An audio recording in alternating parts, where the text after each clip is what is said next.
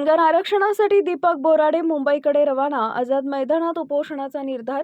पोलिसांनी आपल्याला अडवल्यास संपूर्ण महाराष्ट्रातील धनगर समाजानं रस्त्यावर उतरण्याचं बोराडे यांचे आवाहन.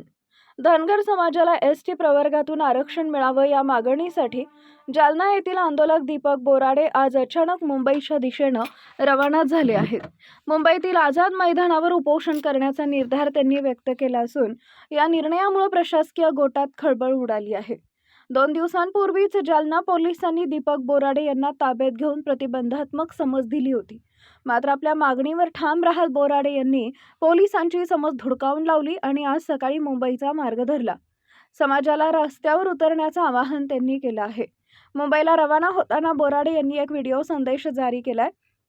जर मला पोलिसांनी वाटेत किंवा मुंबईत अटक केली तर संपूर्ण धनगर समाजानं शांत न बसता रस्त्यावर उतरून आंदोलन करावे असं आवाहन त्यांनी समाजाला केलं आहे. धनगर समाजाचा एसटी प्रवर्गात समावेश करावा अशी त्यांची प्रमुख मागणी आहे. अटकेची कारवाई झाल्यास तीव्र आंदोलनाचा पवित्रा त्यांनी घेतला आहे. आता दीपक बोराडे मुंबईत पोहोचून आझाद मैदानावर आंदोलन सुरू करतात की पोलीस त्यांना वाटेतच रोखतात याकडे सर्वांचं लक्ष लागलंय. जय मल्हार. चलो निकलो बाहर मकाने से, जंग लड़ो बेईमानों से. मी रेल्वेनं मुंबईत येणार आहे. ज्याला ज्याला जिथं जिथं येता येतं तिथं तिथं यायचं. माझी रेल्वे फायनल आहे.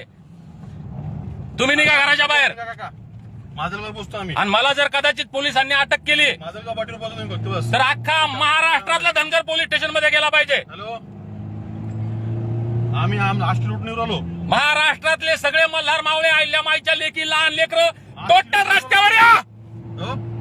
हा, लगेच लगेच जेवढे आणते तेवढे आणा. का मजाक लावली का धनगरांसोबत? पुढचं सांगा आमच्या. हा, पोलीस ऐकत नाही, कोर्ट ऐकत नाही. महाराष्ट्रातला 2.5-3 कोटी धनगर म्हणजे काय मजाक वाटली का रे? सगळे धनगर रस्त्यावर या महाराष्ट्रातले.